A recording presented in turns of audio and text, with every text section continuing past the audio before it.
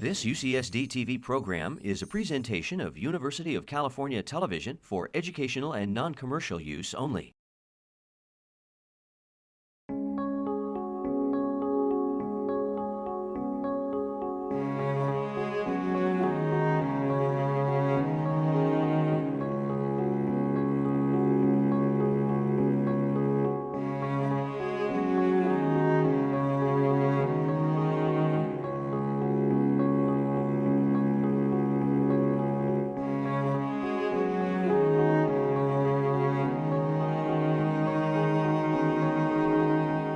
Tonight's program features a presentation by Professor Catherine Sickink, a Regents Professor and the McKnight Presidential Chair in Political Science at the University of Minnesota, with commentary by our own Dustin Sharp, Assistant Professor here at the Kroc School and affiliated faculty with the IPJ. Professor Sickink has published extensively on transnational advocacy networks, Latin America, and of course, human rights. In her most recent book, The Justice Cascade, How Human Rights Prosecutions Are Changing World Politics, she traces the roots of her career to being an exchange student to Uruguay. And so I have to point out that here at USD, we're also especially proud of just being ranked #1 nationally for study abroad. Professor Sickink weaves her early experience, her youthful experience in Uruguay and Argentina, into a powerful history of the human rights movement and its impact on our present conceptions of justice, international relations, and individual criminal accountability at the highest levels. Assistant Professor Sharp was a Peace Corps volunteer in Guinea and later worked for Human Rights Watch and on the State Department's annual Human Rights Report. He currently manages a human rights training initiative in 3 and soon to be 4 West African countries to strengthen civil society organizations' human rights research and advocacy capacities. Please join me in welcoming Professor Catherine Sickink.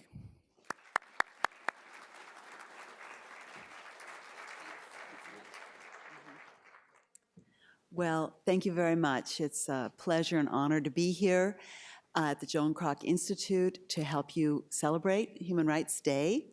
I want to thank Milburn Line for inviting me and Milburn and Elena McCullen for hosting me today.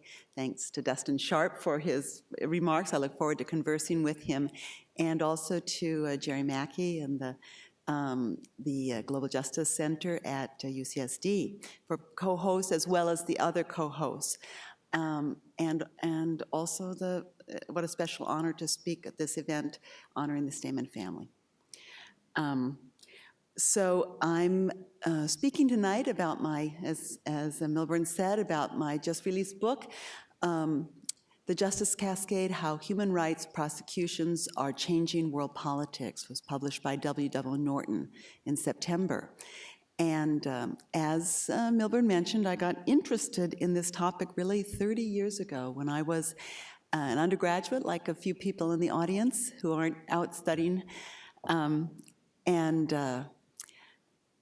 And I really was very marked by the experience of arriving in 1976 in Uruguay to study at the University of the Republic in Montevideo, Uruguay, and the darkest days of the Uruguayan dictatorship. Uruguay had been a country with a long democratic tradition, and in 1976, the elected president of Uruguay, Juan María Bordaberry, in this photo, had worked together with the military to carry out a military coup in his own country. Bordaberry and the military closed the Congress, closed the Supreme Court, and started persecuting and imprisoning their political opponents. 2 of the most important leading political opposition leaders fled into exile in Argentina, which was democratic at the time. One of them, the person on your left, Senator Zelmar Michelini, was a senator for the Frente Amplio, the Broad Front, a leftist coalition. Another, Héctor Gutiérrez Ruiz, was the Speaker of the House of Representatives, their Chamber of Deputies.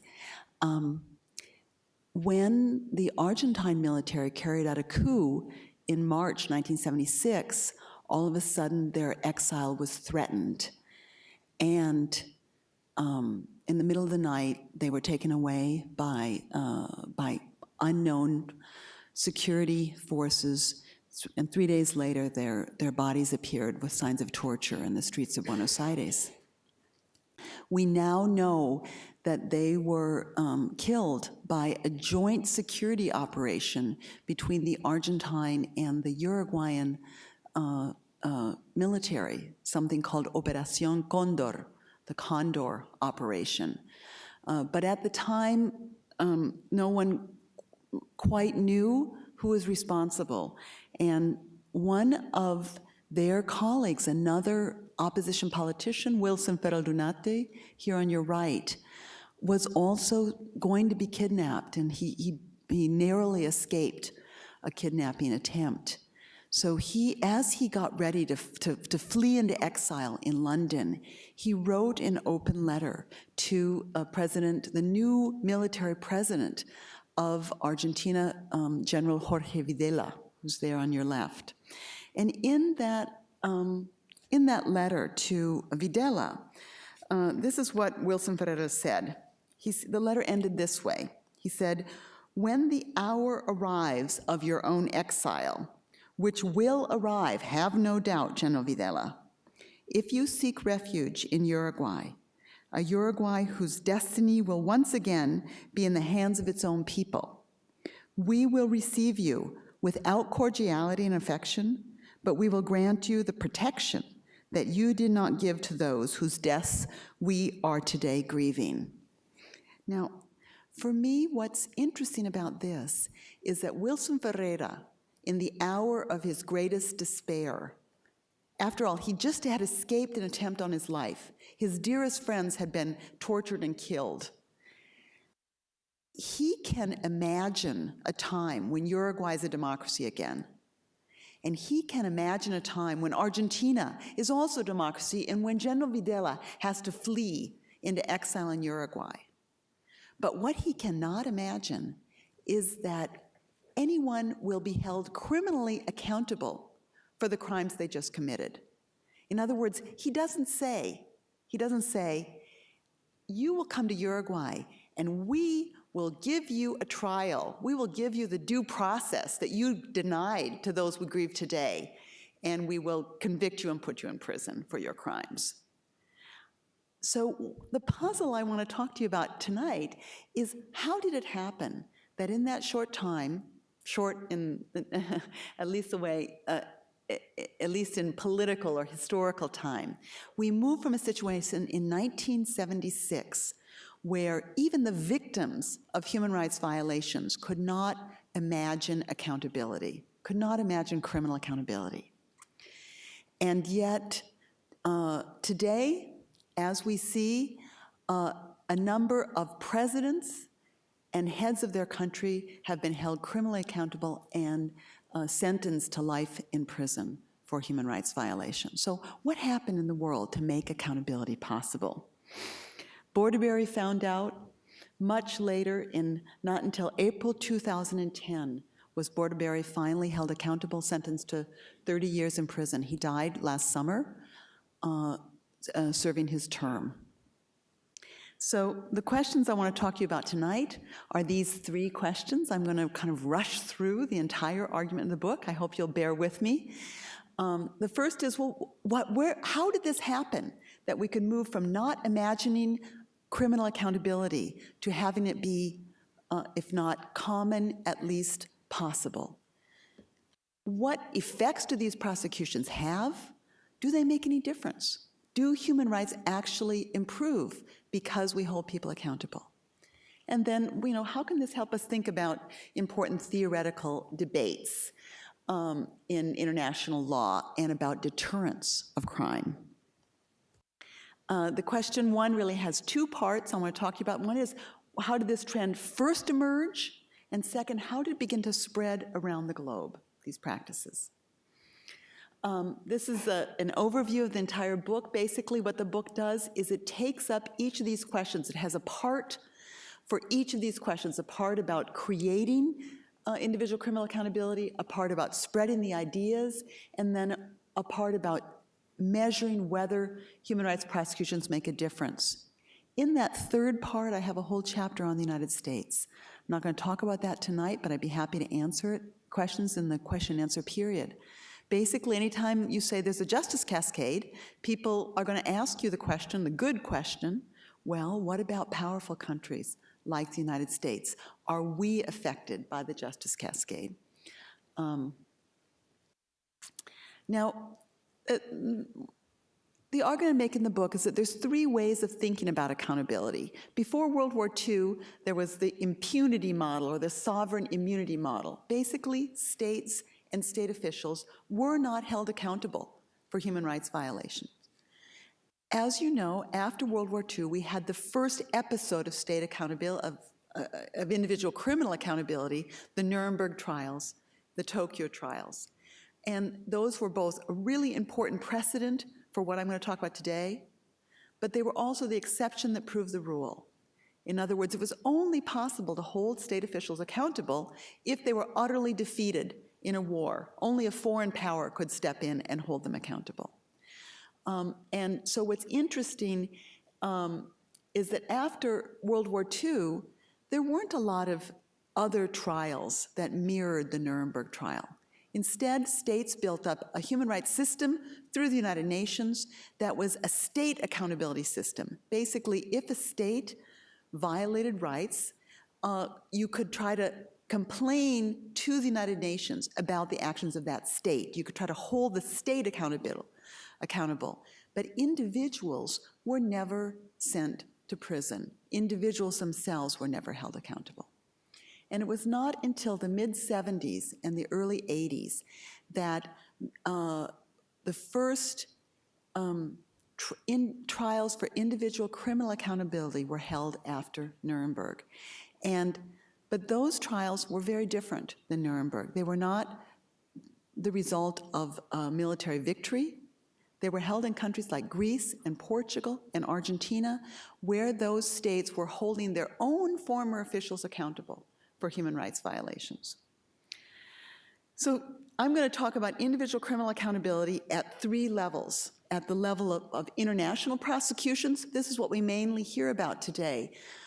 These tribunals that are set up by the United Nations, such as the International Criminal Court, the ICC, the Tribunal for the former Yugoslavia, the ICTY, or the Tribunal for Rwanda, the ICTR.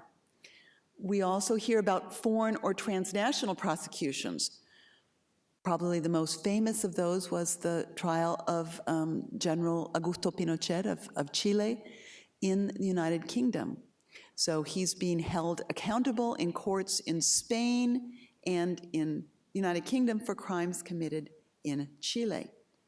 But Pinochet was not the only person. There are also in the book an example of a foreign prosecution of US CIA officials who were prosecuted for extraordinary rendition, prosecuted in absentia, something that's possible in Italy, for extraordinary rendition of a terror suspect off the streets of Milan, Italy, and 25 CIA agents were convicted.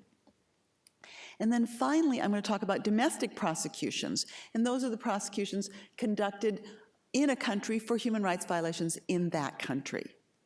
And what most people don't realize is it's really the domestic prosecutions that are the most important part of the justice cascade. So this is a snapshot of a database that I helped create about international foreign and domestic human rights prosecutions in the world. And this is a cumulative chart of prosecution years. And so you see, this is why we call it the justice cascade, because there's this dramatic increase in criminal accountability in the world. This is another chart about that same data, but here you can see that 62% of the prosecutions in our database are held in domestic courts. And that's, I think, as it should be. I think, in general, domestic courts do a good job of delivering justice because they're closest to where the crimes were committed. But it's really important to have the foreign and international tribunals as backup systems. Because if we didn't have the foreign and international, any state official could escape domestic prosecution by going into exile. That's what used to happen. You know, we used to have baby Doc Duvalier on the Riviera enjoying a comfortable retirement. And the fact that you have these foreign and international tribunals makes it less possible for individuals to escape domestic trials by going into exile. Now, this is a different way of cutting up the database on domestic prosecutions. One of the interesting things about these domestic prosecutions is that they are very uneven in terms of where they happen in the world. And in fact, it turns out that Latin America is the region where most human rights prosecutions have occurred. 55% of the prosecutions in the database happen in Latin America. Sometimes I say this and people think, well, that's because there were more crimes, there were more human rights violations in Latin America. But that's not the case. Latin America did have very serious repression, but it did not have more serious repression than some other parts of the world. Instead, it, for various reasons I'll talk about, it took a leadership role in really thinking about accountability.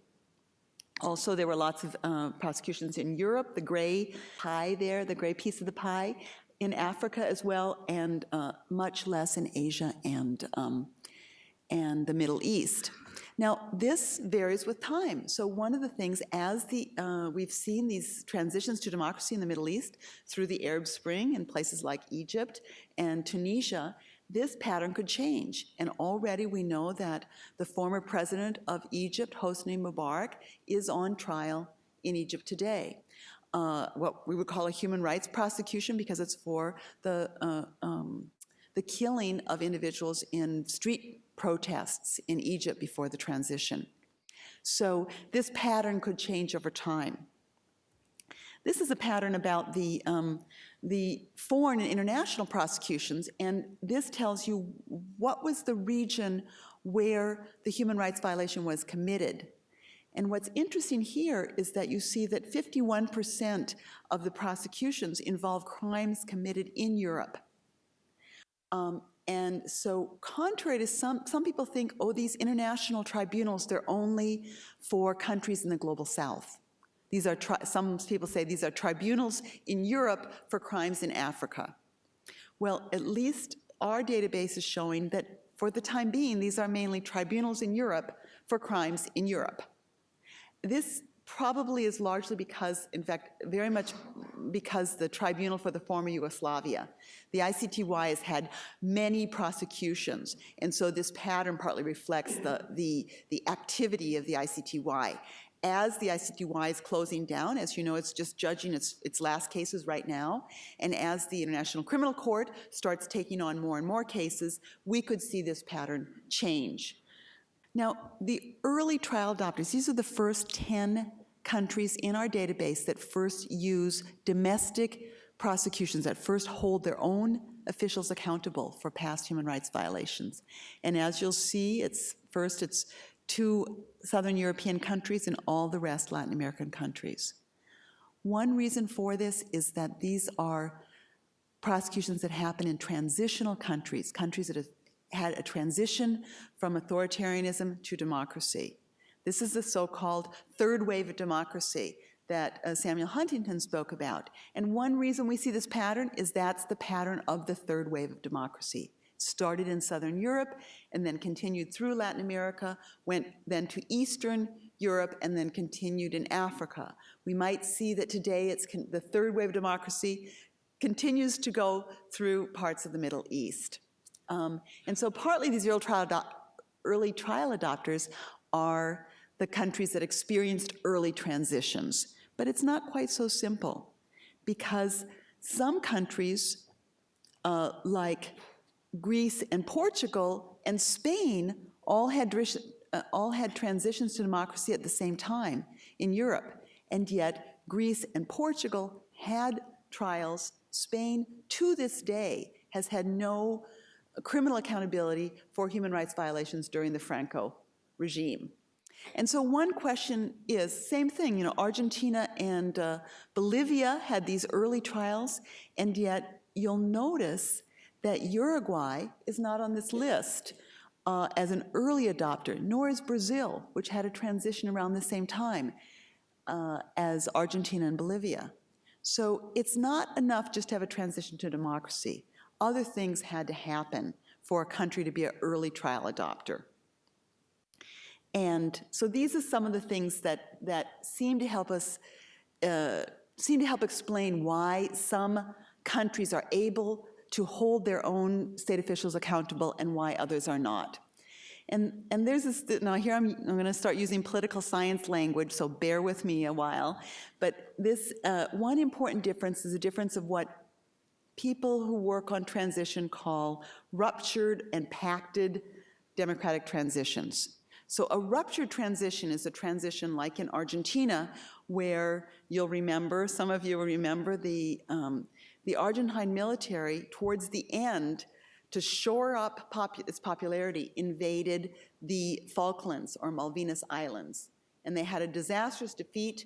They were very delegitimized, and the regime fell. It was not able to control the transition. It fell from power, and a new government took power. So by a ruptured transition, we mean these governments that essentially cannot control the transition and cannot put conditions in the transition. Other countries have pacted, in other words, they negotiate a deal to step down from power. So Spain, for example, the Franco forces in Spain negotiated a deal in order to have a transition from power. In Uruguay, there was a pacted transition. The political party leaders signed an agreement with the military in order to have a transition. We don't know the content of what that deal was, but we're almost certain that part of the deal was, we promise not to prosecute you. If you turn the country back to democratic parties, we will give you protection from prosecution. Because not long after the transition, there was a law in Congress that offered amnesty to all of the military. And it took all these years, that's why it took until 2010 for Bordaberry to be prosecuted, because it took that long for the amnesty to be removed. But it's not just the kind of transition you have. It won't surprise you to say that it was domestic and regional human rights organizations, human rights social movements, and human rights networks that really pushed for accountability, that really pushed for this kind of change in the world. And so within those regions of the world that had strong social movements, that had strong networks. And I know from the co-sponsors that many of the people in this room, some of you have worked with organizations like Amnesty International and others. Well, some of those organizations, Amnesty International, already existed in London, still a small group, when the Greeks had their transition to democracy, and Amnesty was in constant communication with domestic groups in Greece who were demanding accountability and calling for trials. So these human rights, these linkages, these networks of human rights organizations were really an important pressure for change. But it was also important that countries had started to draft human rights law. So as opposed to the Nuremberg trials, which were not really on a firm foundation of law, the new trials are based more on human rights law that was drafted by states and already in place when these trials took place. So then, let's turn to question number 2. How did this idea travel? We've seen why it was possible for a few handful of countries to adopt it, but why does it start spreading around the globe? And one very important reason is that it actually spreads through individuals who moved and carried ideas with them. Now, at least in my discipline of political science, sometimes you hear about change, you hear about diffusion of ideas, you even hear about contagion models of diffusion of ideas. And sometimes it seems that ideas move around the globe like a cold virus, but they aren't carried by real people. And one of the interesting things about this story and what I try to do in this book is tell you the stories of the real people who struggled to make this idea real. And that it was not contagion. It was not a virus. It was the result of year after year of struggle and work by individuals working with organizations, sometimes never giving up, pursuing dreams that they had, that they could really finally put human rights ideals into practice and enforce those ideas.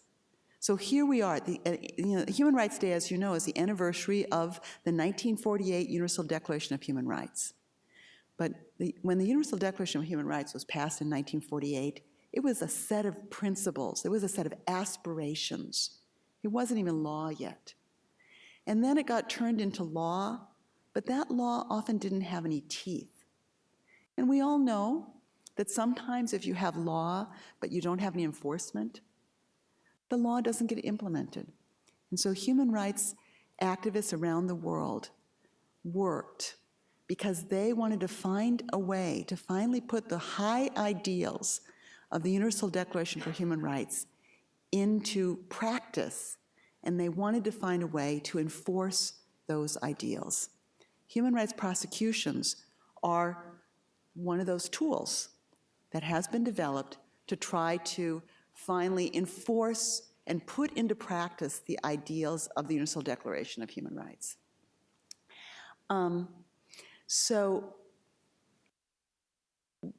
But these individuals working through the human rights movement also worked hand in hand with some really important regional and international organizations. And one of the stories I really discovered was that organizations such as the Inter-American Commission of Human Rights, and then of course later the International Criminal Court, played a fundamental role. They were, if you wish, really the allies in putting these ideas into practice. And so the individuals had to translate their ideas into institutions. And until there were institutions, these ideas could not spread.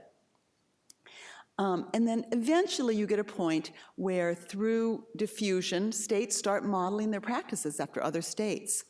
And we see this particularly with regard to truth commissions, and I think that Dustin will be speaking a little bit about truth commissions later. But when truth commissions were first launched in Argentina in 1983, they were a totally innovative idea. They had really not been used before. But nowadays, truth commissions have become kind of the thing to do. And nowadays, if you have a transition to democracy, people say, well, what should we do? And one of the things you do is you have a truth commission. So eventually, there is a way where states start emulating. One state starts emulating another state. Now, I talked about the role of individuals, so I wanted to put at least one face on the board for you, and that is to give you an idea of what I mean by individuals traveling and carrying ideas with them. This is Luis Moreno Campo. Many of you know him as the prosecutor of the International Criminal Court. What not everyone knows is he was also the assistant prosecutor of the trials of the juntas in Argentina in 1985.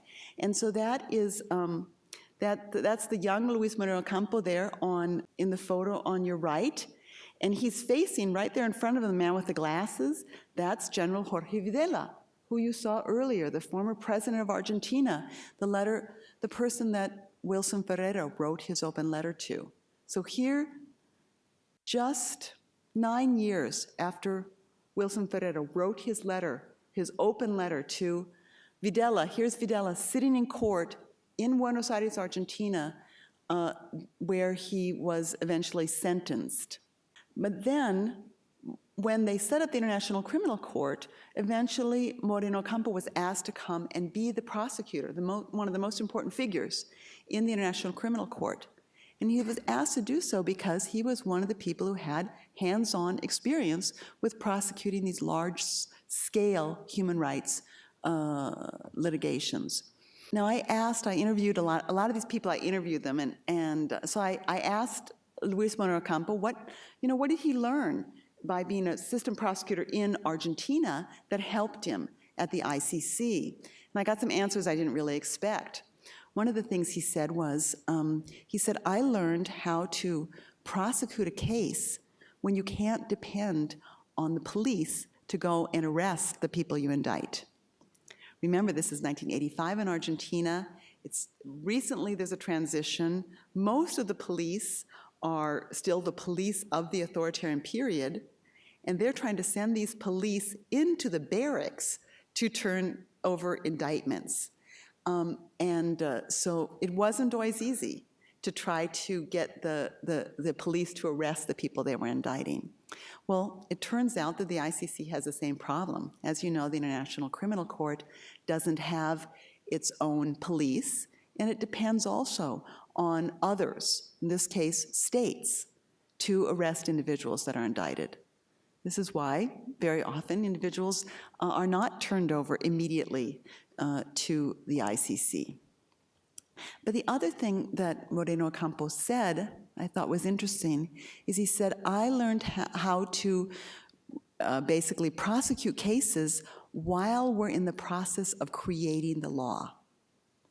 So just as in Argentina, when they had the trials of the juntas, no such trials had ever been held before.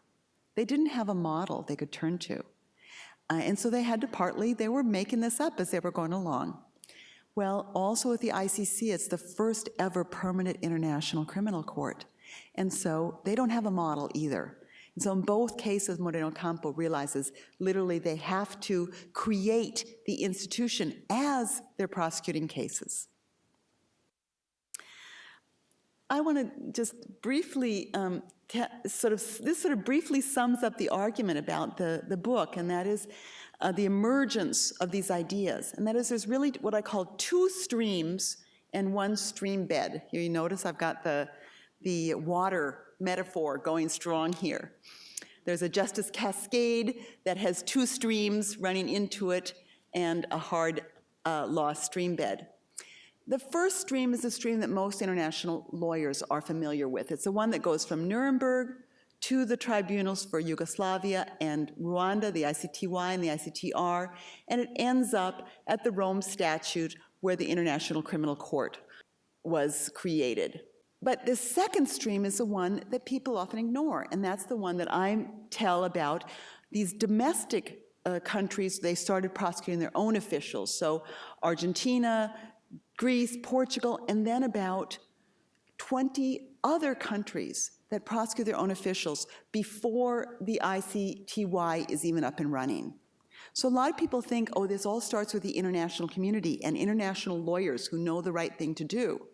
But what they don't realize is that it also starts in countries around the world, and especially in Latin America, that are already prosecuting their own officials before one of these international tribunals has even been established. But finally, and perhaps most importantly, is there was a long, slow struggle of drafting the law and signing the law and ratifying the law that led to the creation of the hard law streambed that all of these prosecutions rest upon. So, and the laws that I have, they're not all the human rights treaties. They're only the human rights treaties that have provision for individual criminal accountability. They're the ones that give lawyers the tools they need to prosecute individuals criminally, individually for crimes. Okay, I'm going to turn to my last question of the talk tonight, and then I want to have time for Dustin's comments and our discussion. And that's the big final question. So what difference does it make?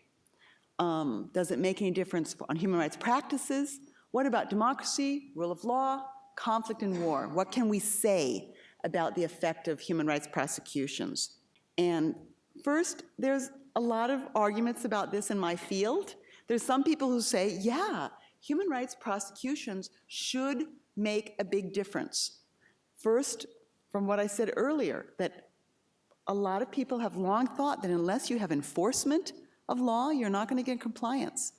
And so finally, human rights law had some enforcement. It had these prosecutions. That should lead to better compliance. It should lead to better human rights practices. Likewise, deterrence theory and sociology. As you know, theories of deterrence say that an increase of the likelihood or probability of punishment should lead to a decrease in crime. Now, whenever I say this, there's people in the audience thinking that they say, well, but what about the death penalty? So I want to be very clear about this. Deterrence theory has two parts. One part is what I'm saying here about the likelihood or possibility of punishment. The other part is about the severity of punishment, okay?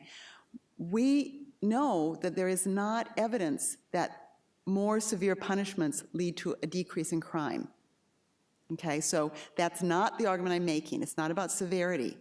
But we also know that increasing the likelihood or probability of punishment does lead to a decrease in crime.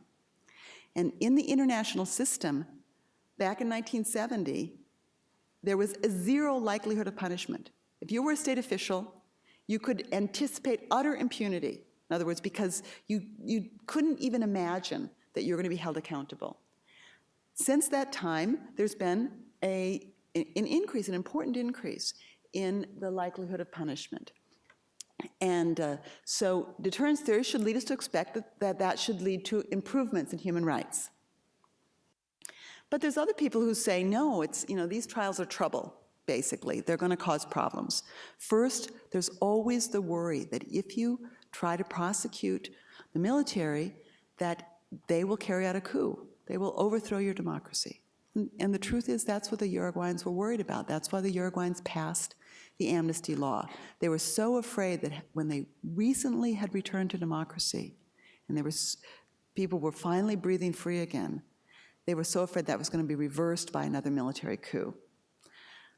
But there's also, in international relations, there's also realist theory that says, no, if you threaten to prosecute these folks, they're just going to hang on to power for longer. We heard this with the ICC indictment of Gaddafi. A lot of people thought it was a very bad idea to indict Gaddafi because they thought that would just lead him to entrench himself and stay in power longer.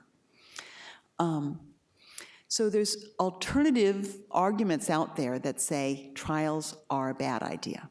So what I want to do is I wanted to test that. I used the database I had, and I used the quantitative data, and with a lot of help from some fabulous graduate students and colleagues, and especially my colleague Hyunjun Kim, who did most of the statistical work, we were able to test these theories. The joint work with Hyunjun Kim is published in a separate article in a journal, International Studies Quarterly. But in the book, I simply try to sort of summarize the work in what I hope is an accessible manner for the general audience. What we did basically was we had 100 transitional countries.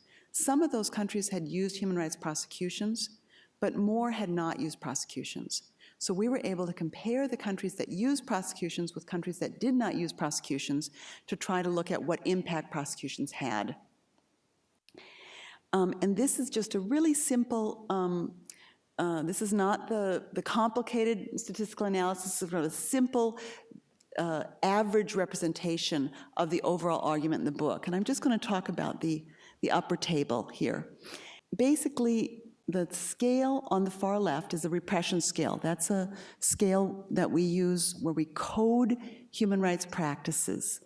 The higher the number, the worse it is. Basically, these are numbers that are coded from Amnesty International annual reports and from State Department annual country reports. So the gray line in the middle is a global mean for all of these transitional countries. Basically, how bad their average human rights practice, or how good or bad the average human rights practices are in all of our transitional countries. The dotted gray line at the top, I hope you can see it, the dotted gray line at the top are states with no trial experience. And the dashed black line at the bottom are states with a trial experience. And so basically what this table shows is that about after 1995, countries that used prosecutions saw sustained improvements in their human rights situation compared to countries that did not use prosecutions. And here's another kind of version of the same issue, but looking just at the Latin American countries. What we see here is not only do countries with prosecutions do better than countries with no prosecutions, but the more years of prosecutions a country has, the more improvements it sees. So again, remember the high numbers are bad, Those mean worse human rights practices. So we see the countries with no prosecutions have a higher level, and with each year of prosecution, the human rights performances improve. So I just want to end with that and just leave you with the basic conclusions here, is that this justice cascade was not an inevitable result of the development of law. It was a result of concerted efforts of a global human rights movement who wanted to really basically take the Universal Declaration of Human Rights and make it work, make it effective. But these prosecutions don't just happen everywhere. People always say to me, well, if there's really a justice cascade, we would expect to see prosecutions everywhere. And the point I want to make here is, no, it still is a new enough trend that it requires special circumstances. Not every country can hold these prosecutions. And they're especially likely in countries with strong regional human rights systems and active human rights organizations. And then finally, those countries that are able to use prosecutions really see improvements in human rights. So with that, I want to move to the next part of the program, which are Dustin's remarks, and I look forward to your comments and your questions. Thank you.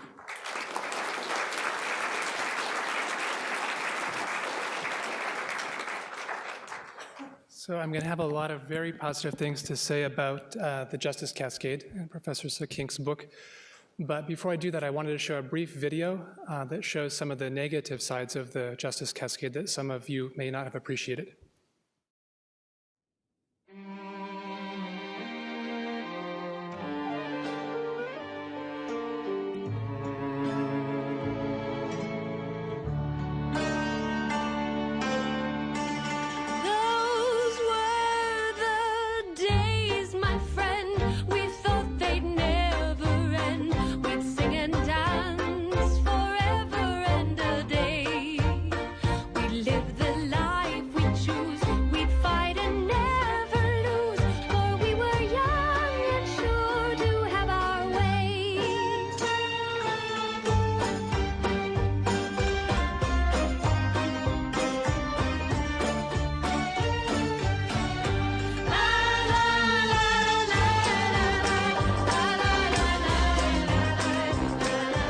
No one should ever have to eat alone.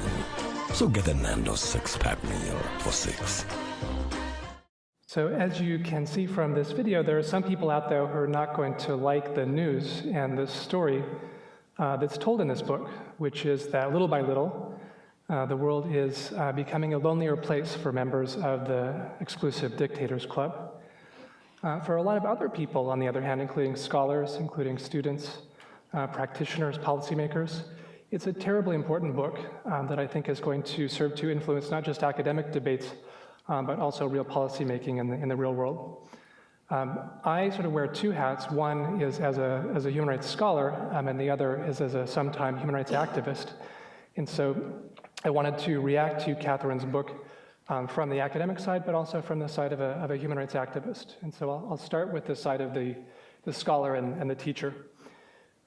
Every fall I teach a class here at the School of Peace Studies called Transitional Justice, which loosely speaking is the study of the role of justice and reconciliation mechanisms in times of political transition and in times of post-conflict reconstruction. And I always start off by telling my students that the field of transitional justice, which has only been around for, 10 years as a field of study, but the practices go back 20 or 25, that field is both under-empiricized and it's under-theorized. The lack of empirical data has meant that for the last 20 years, we as scholars, as human rights activists, have been embroiled in a series of normative debates of claims and counterclaims about the effects of prosecutions, the effects of truth commissions, and other tools of accountability and reconciliation. And so you'll often have one side claiming, the activist side often claiming that justice is necessary in order to build the foundations for the rule of law and to lay the groundwork for long-term peace. The other side, often the political realists, will argue that justice risks the fragile peace and could result in the reignition of conflict. And so this debate goes on and on in circles up through the present day, almost every single time there's an indictment of a high-level figure. So the president of Cote d'Ivoire that was just sent to the International Criminal Court this week, of course, many people predict doom and disaster based on that prosecution.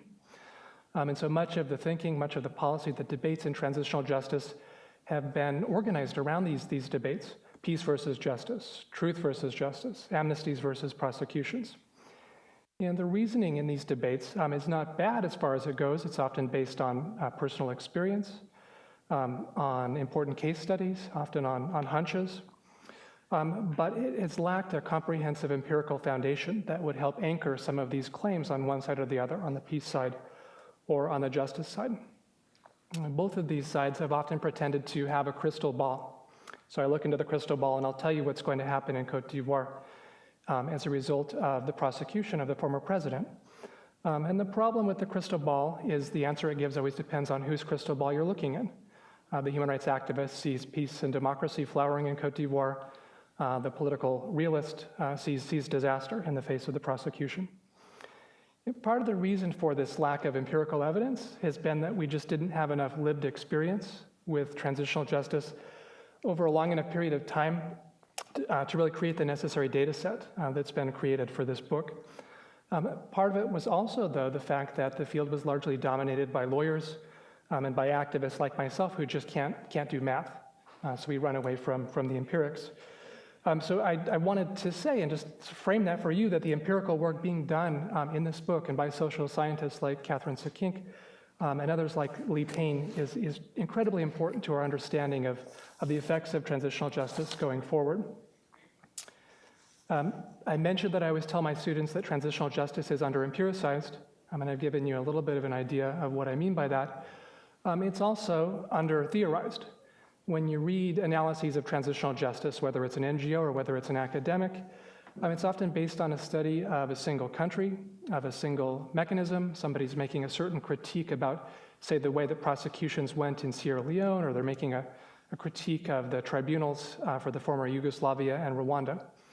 But the field as a whole has not been sufficiently grounded in broader theories of social and normative change. How is it that these trials and truth commissions, as they accumulate over time, how is it that they go about changing our perceptions and changing policies and thinking? Why is it that the world has seen around 40 truth commissions in the last 30 years? And why does that number continue to grow every single year with several new ones just in the last 6 months? Why have we seen so many prosecutions, and why does that number keep growing every single year? I think Professor Sikink provides some really important theories as to how it is that these norms actually emerge, develop, and catch on and spread. If I were to take off my sort of academic hat for just a second and talk to you from the perspective of a human rights lawyer and practitioner, I think also the story told in this book is tremendously empowering. Because I have to be frank with you that as someone who's worked with and spent years and years working on an individual prosecution, which I'll talk about in a minute, the notion that the meetings, the phone calls, the travel, all of the work that activists put into making transnational advocacy networks function, the idea that this might serve as a vehicle for changing people's consciousness and changing what states actually do in the real world, that is what human rights lawyers and activists hope. But I would be the first to say that for the most part, we've been a faith-based community. We do it because we believe it and we hope that it's true, but nobody really has the sort of social science or the empirics to back that up. I mentioned that the book is important for students and policymakers and practitioners, but I also think it's a really important book for the victims of human rights abuses themselves. And around 10 years ago, I was working in Chad, in the center of North Africa, on the very early efforts to prosecute Hissène Habré. Hissène Habré was the president of Chad during the 1980s.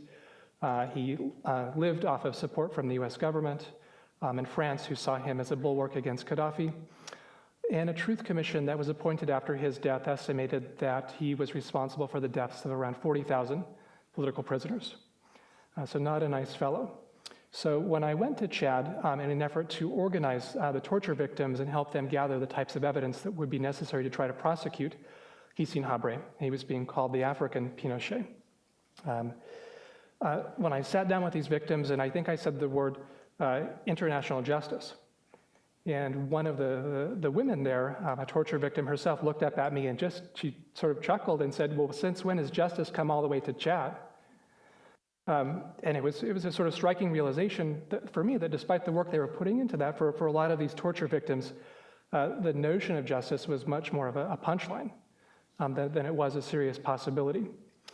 And yet I think that the victims that I sat with that day around the table would have been very comforted to know that in many ways they were part of a global struggle for accountability, and that efforts in Chad were actually building upon efforts in Argentina, in Chile, and many other parts of the world that are discussed in this book.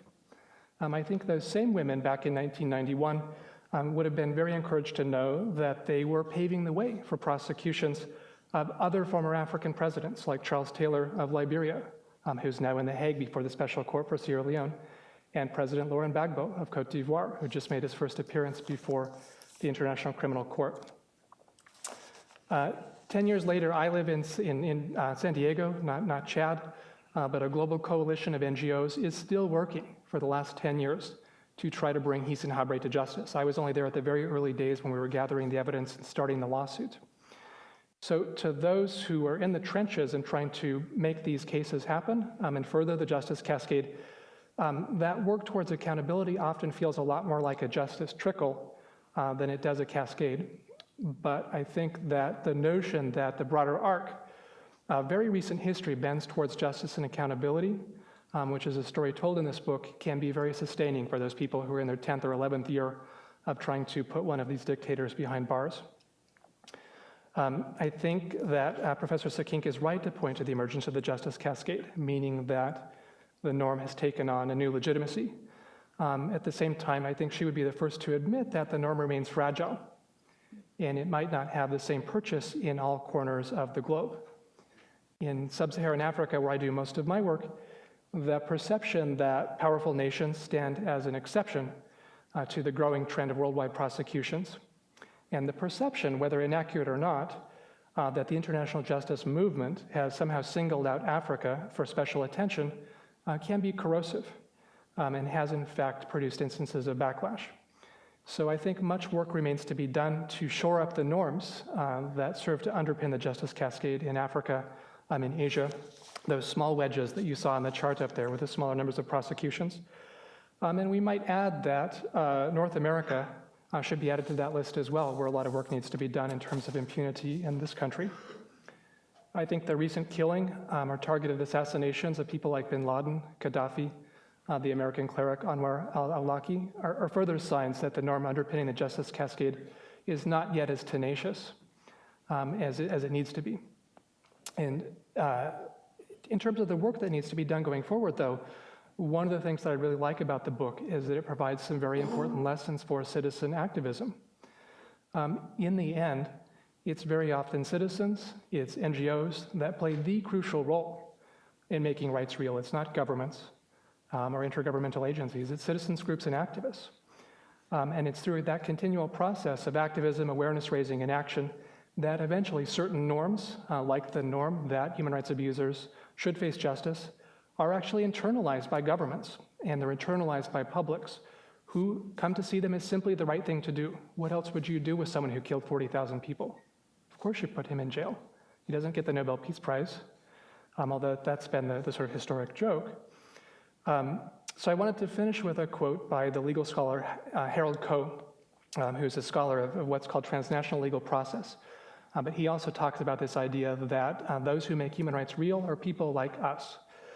And he says that international human rights law is enforced not just by nation states, not just by government officials, not just by world historical officials, but by people like us, by people with the courage and commitment to bring human rights law home. Thank you.